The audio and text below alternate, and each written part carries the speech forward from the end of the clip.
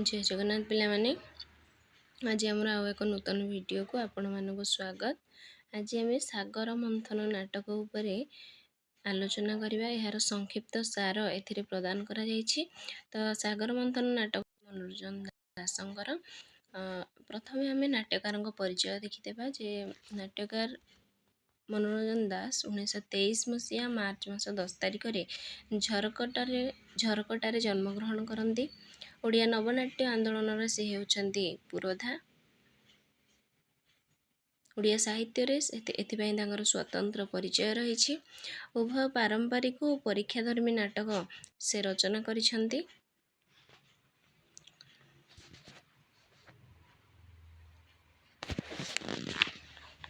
नाटक गुड़िक स्थितिवादी अस्तित्ववादी प्रतीकवादी चेतना सह फ्रॉयड मनस्तत्ववादर प्रतिफलन देखा मिलता है। 1969 से अरण्य फसल नाटक पाई केंद्र साहित्य एकाडेमी पुरस्कार लाभ करथिले।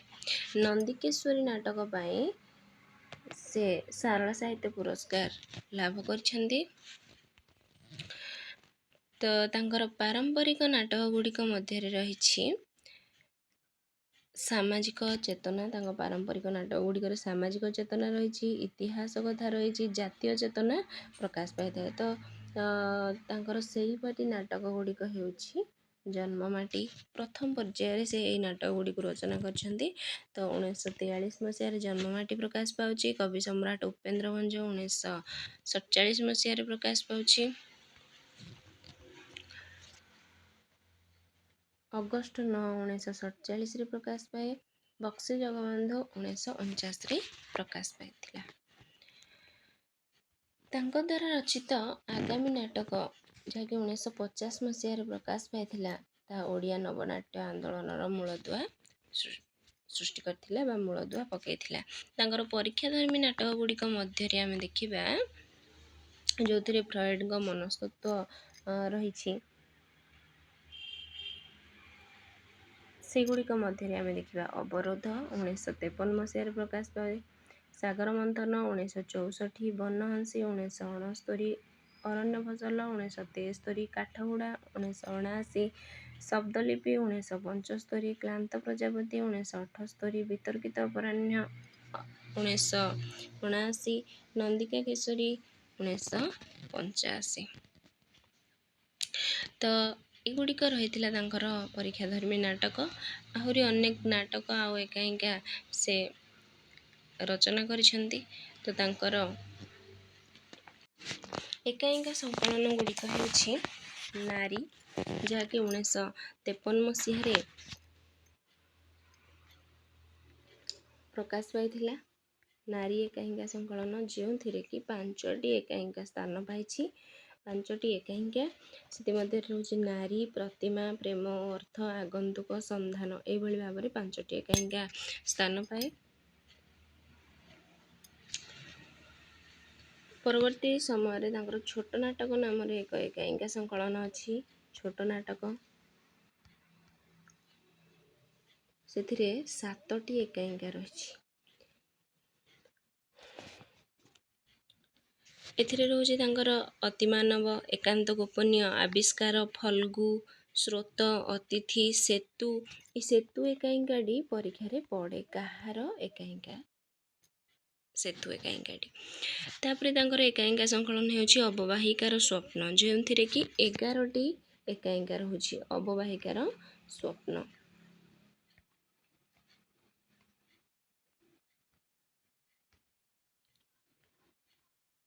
11टी एकाएका से रहुछि। अववाहिकार स्वप्न, उपत्यका, अप्रतिहत, अव्यक्त, भय, राणी सुखदेई, शेषलग्न, अग्निवलय, शकुनी, शिरर्घ्य, पादुका यही भाव में 11टी एकाएका रहुछि। ता परवर्ती समय आम देखा महासमुद्र नाम आउ एक एकाएका संकलन रही।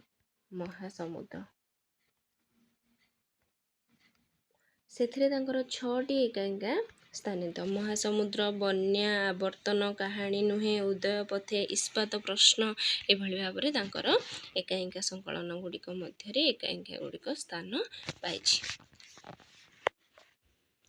ତ ପିଲାମାନେ ଆମେ ସାଗର ମନ୍ଥନର ବିଷୟବସ୍ତୁକୁ ସଂକ୍ଷିପ୍ତ ଭାବରେ ଆଲୋଚନା କରିବା ବା ତା'ର ସଂକ୍ଷିପ୍ତ ସାରକୁ ଏଥିରେ ପ୍ରଦାନ କରାଯାଇଛି। ଏହି ନାଟକଟି ଜେ.ବି. ପ୍ରିଷ୍ଟଲଙ୍କ ଆନ୍ ଇନ୍ସପେକ୍ଟର କଲ୍ ଅନୁସରଣରେ ରଚିତ। ଏହି ନାଟକଟି ଜେ.ବି. ପ୍ରିଷ୍ଟଲଙ୍କ ଆନ୍ ଇନ୍ସପେକ୍ଟର କଲ୍ ନାଟକ ଅନୁସରଣରେ ରଚିତ। ଗୋଟେ ଇମ୍ପୋର୍ଟାଣ୍ଟ ପ୍ରଶ୍ନ ଇଏ ଆପଣମାନଙ୍କ ପାଇଁ ନେଟ୍ ହଉ କିମ୍ବା ଆପଣଙ୍କର SSB କିମ୍ବା ଆପଣ PG ଏଣ୍ଟ୍ରାନ୍ସ ଯଦି ଦେଉଛନ୍ତି, ଏଇଟା ଆପଣଙ୍କ ପାଇଁ ଗୋଟେ ଇମ୍ପୋର୍ଟାଣ୍ଟ ପ୍ରଶ୍ନ। ତ ସୃଜନୀ ନାଟ୍ୟ ସଂସ୍ଥାର ପ୍ରଥମ ନାଟକ ଏହି ସାଗର ମନ୍ଥନ ନାଟକଟି, ଯାହାକି 1964 ମସିହାରେ ଅଭିନୀତ ହୋଇଥିଲା। ତ ସୃଜନୀ ନାଟ୍ୟ ସଂସ୍ଥାର ପ୍ରଥମ ନାଟକ ଯଦି ପ୍ରଶ୍ନ ଆସେ ତାହେଲେ ସେ ହେବ ସାଗର ମନ୍ଥନ ଉତ୍ତର ହେବ। ଏହି ନାଟକରେ ଅନୁସନ୍ଧାନ ମାଧ୍ୟମରେ ଚରିତ୍ରମାନଙ୍କର ଦୋଷ ତ୍ରୁଟି ଓ ବ୍ୟକ୍ତିତ୍ୱକୁ ଉନ୍ମୋଚନ କରାଯାଇଛି। ଏଥିରେ କ'ଣ ରହିଛି ନା ସାମ୍ପ୍ରତିକ ସମାଜରେ ବ୍ୟକ୍ତି ନିଜର ଧନ ସମ୍ପତ୍ତିର ବଡ଼ିମା ଦେଖାଇ ସାଧାରଣ ଜନତାର ଦୁଃଖ ବୁଝିପାରିନଥାଏ। ତା'ର ଅସହାୟତାର ସୁଯୋଗ ନେଇ ଶେଷରେ ତା'ର ପେଟ ପୋଷିବା ପାଇଁ ତାକୁ ଅପଥଗାମୀ ହେବା ପାଇଁ କ'ଣ କରାଯାଏ ନା ବାଧ୍ୟ କରାଯାଏ। ଯେତେବେଳେ ଗୋଟେ ମାଲିକ ଶ୍ରେଣୀର ଲୋକଟିଏ ଗୋଟେ ଶ୍ରମିକକୁ ବାହାର କରିଦିଏ କମ୍ପାନୀରୁ, ସେ କ'ଣ କରେ ବା କାରଖାନାରୁ ବାହାର କରିଦିଏ ବା ତା'ର ଯେକୌଣସି ରୋଜଗାରର ପନ୍ଥାକୁ ସେ କ'ଣ କରେ ନା ବିଭିନ୍ନ କାରଣରୁ ସେଥିରୁ ତାକୁ ବାହାର କରିଦିଏ, ତାହେଲେ ସେ କ'ଣ ହେବ ନା ବାଧ୍ୟ ହୋଇ ଖରାପ କାମ କରିବ, ଚୋରି କରିବ କିମ୍ବା ଅପଥଗାମୀ ହେଇଯିବ। ତ ଏଇଭଳି ଭାବରେ ଯେଉଁ ସଂଘର୍ଷ ଗୋଟେ ଗରିବ ଗୋଟେ ଝିଅଟିଏ ଗୋଟେ ଗରିବଟିଏ ସମାଜରେ କେଉଁଭଳି ଭାବରେ ସଂଘର୍ଷ କରିଥାଏ, ସଂଘର୍ଷମୟ ଜୀବନ ବଞ୍ଚିଥାଏ, ସେଇ କଥାକୁ ଏଇ ନାଟକରେ ବର୍ଣ୍ଣନା କରାଯାଇଛି।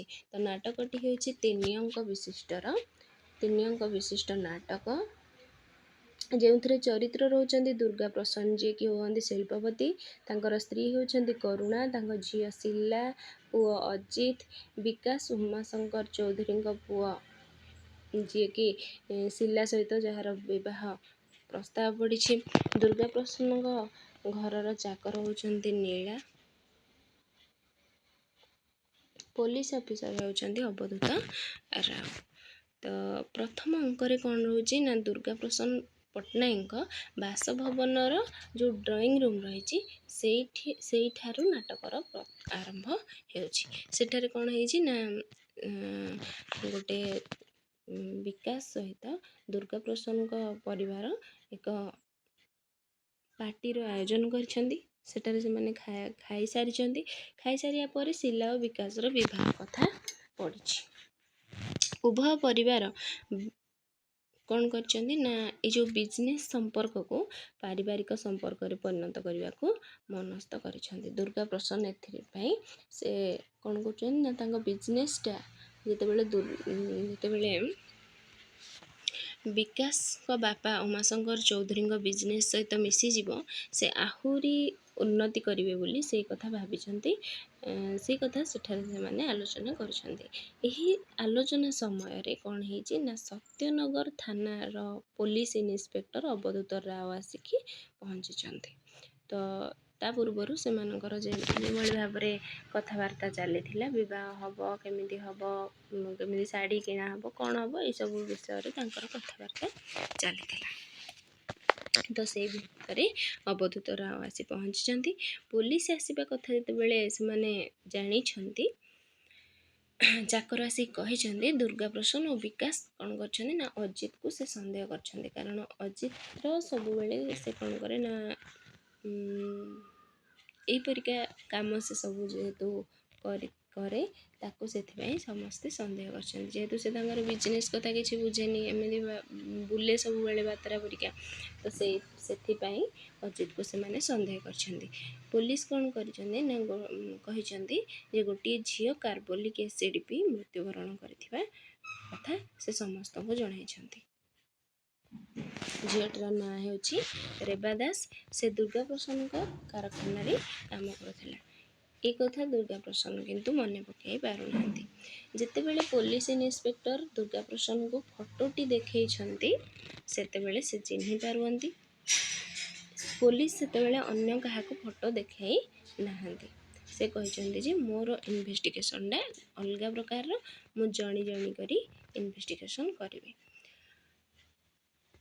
ତାପରେ ସେ କ'ଣ କହିଛନ୍ତି ନା ଝିଅଟି ଏଇ ଦୁର୍ଗା ପ୍ରସନ୍ନଙ୍କ କାରଖାନାରେ କୁଟୀର ଶିଳ୍ପ ପ୍ରତିଷ୍ଠାନରେ ସେ କାମ କରୁଥିଲେ 60 ଟଙ୍କା ଦରମାରେ। ସେ କ'ଣ ହେଇଛି ନା ସବୁ ଶ୍ରମିକ ଯେତେବେଳେ ଏକାଠି ହୋଇଛନ୍ତି ଦରମା ବଢ଼ାଇବା ପାଇଁ, 5 ଟଙ୍କା ଦରମା ବଢ଼ାଇବା ପାଇଁ ଶ୍ରମିକମାନେ ଯେତେବେଳେ ଧର୍ମଘଟ କରିଛନ୍ତି, ସେଇ ଧର୍ମଘଟର ନେତୃତ୍ୱ ନେଇଥିଲା ଏଇ ରେପାର, ଯେଉଁଥିପାଇଁ କି ଦୁର୍ଗା ପ୍ରସନ୍ନ ତାକୁ ବରଖାସ୍ତ କରିଦେଇଛନ୍ତି ବା କାରଖାନାରୁ ବାହାର କରିଦେଇଛନ୍ତି।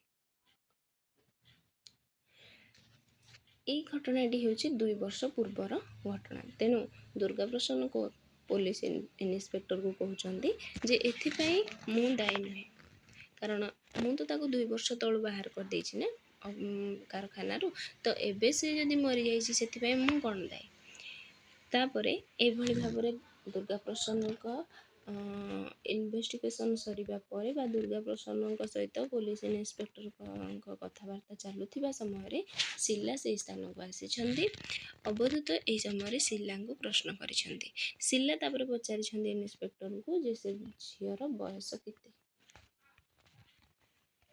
ତାପରେ ଇନ୍ସପେକ୍ଟର କହିଛନ୍ତି ଝିଅର ବୟସ ହେଉଛି 24 ବର୍ଷ।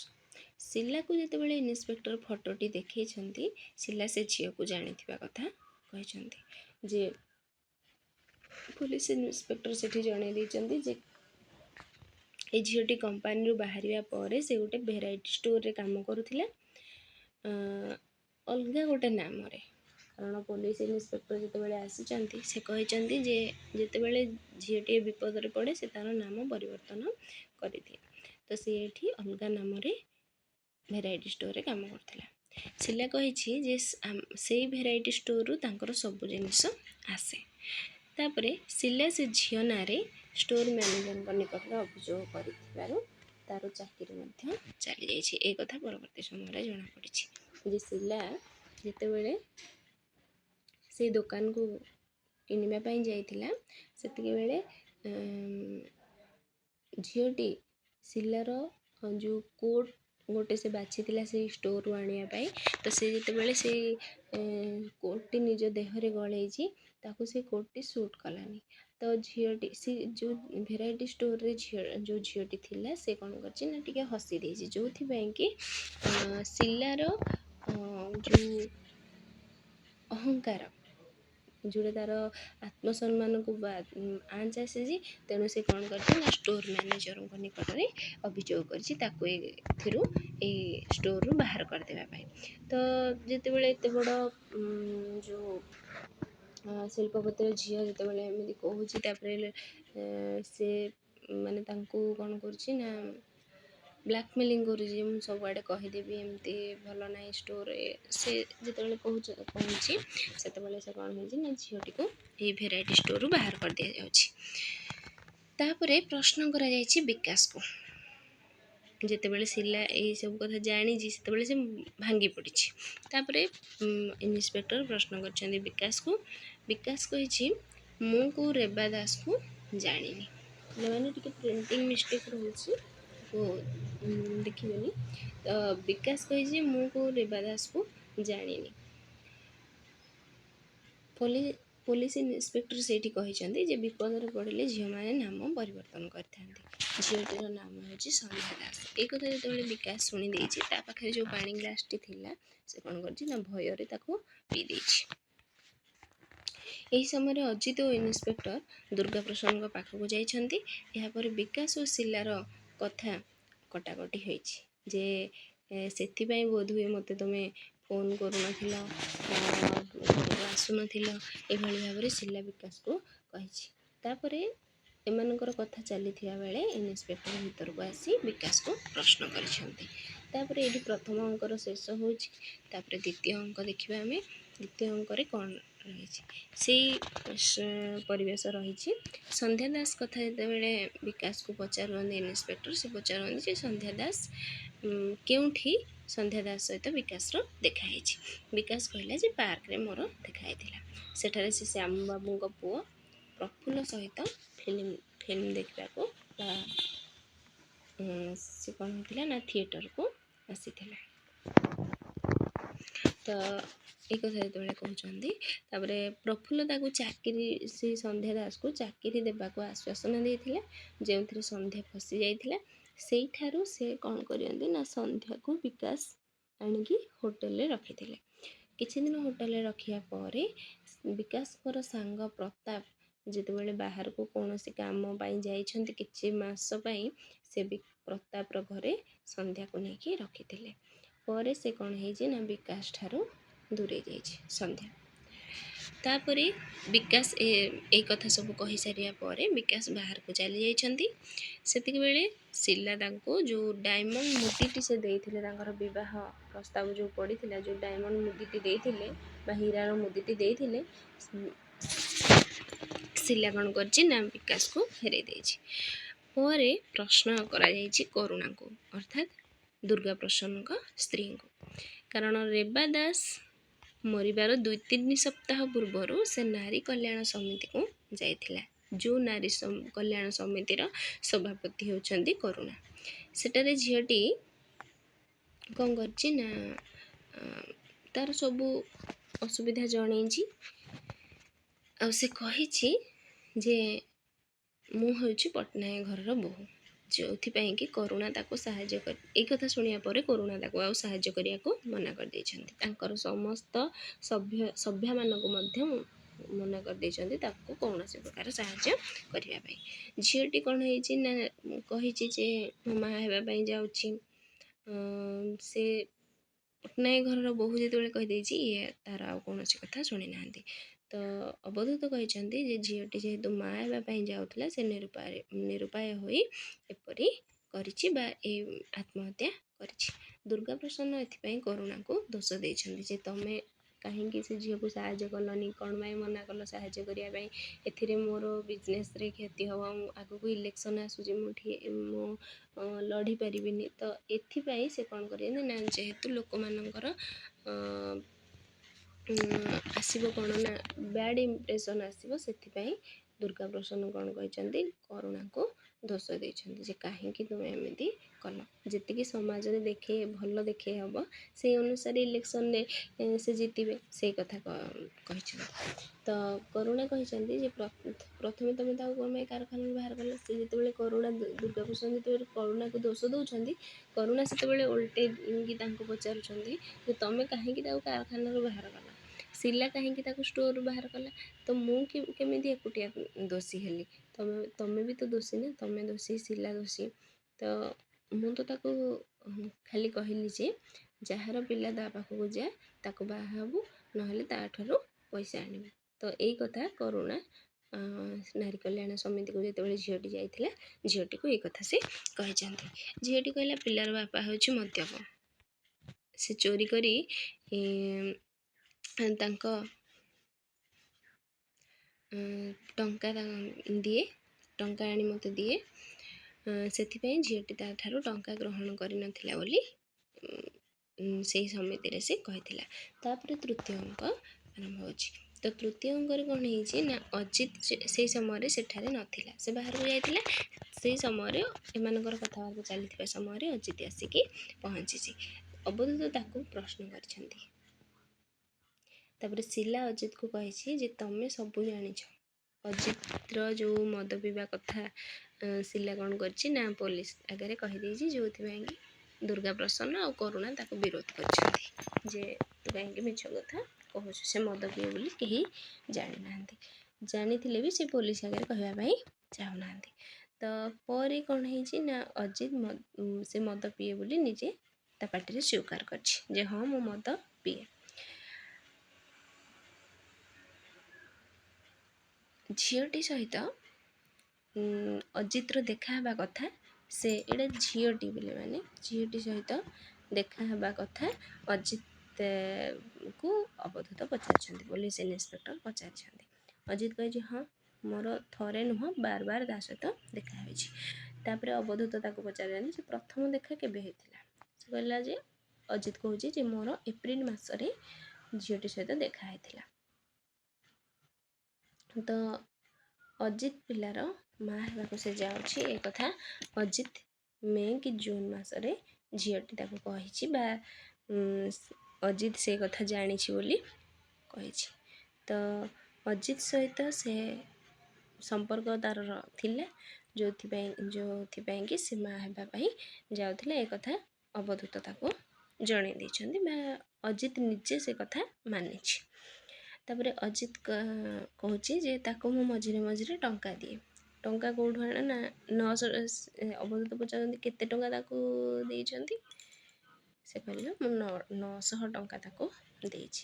ତାପରେ ତାଙ୍କର ଦୁର୍ଗା ପ୍ରସାଦ ତାକୁ ପଚାରିଛନ୍ତି ଯେ ତୁ କେଉଁଠୁ ଟଙ୍କା ଆଣିଲୁ ଯେ ଦେଲୁ, ସେ କହିଲା କି ମୁଁ କାରଖାନାରୁ ଚୋରି କରିକି ନେଇଥିଲି। ତ ଏଇଭଳି ଭାବରେ ତାଙ୍କର କଥାବାର୍ତ୍ତା ରହୁଛି। ତାପରେ ଅବଧୂତ ସେଇଠି ଜଣେଇ ଦେବା ପାଇଁ ଚାହିଁଛନ୍ତି ଯେ ଏଇ ଆପଣମାନଙ୍କର ଛୋଟ ଛୋଟ ଭୁଲ ପାଇଁ ଗୋଟେ ଝିଅର ଜୀବନ କେମିତି ଚାଲିଯାଇଛି। ଶିଲା ଏଥିପାଇଁ ବହୁତ ଭାଙ୍ଗି ପଡ଼ିଛି, ସେ ପଶ୍ଚାତାପ କରିଛି ଯେ ମୁଁ କାହିଁକି ଏମିତି କଲି। ତ ଏଭଳି ଭାବରେ ଥିଲା ନାଟକଟି। ତାପରେ ପରବର୍ତ୍ତୀ ସମୟରେ ବିକାଶ ଯେଉଁ ବାହାରକୁ ଯାଇଥିଲା ସେ ଆସିଛି। ତାପରେ ସେ କହିଛି ଯେ ମୁଁ ଏବେ ଯାଇଥିଲି, କେହି ଝିଅ ସେଇ ଡାକ୍ତରଖାନାରେ ମରିନାହାନ୍ତି।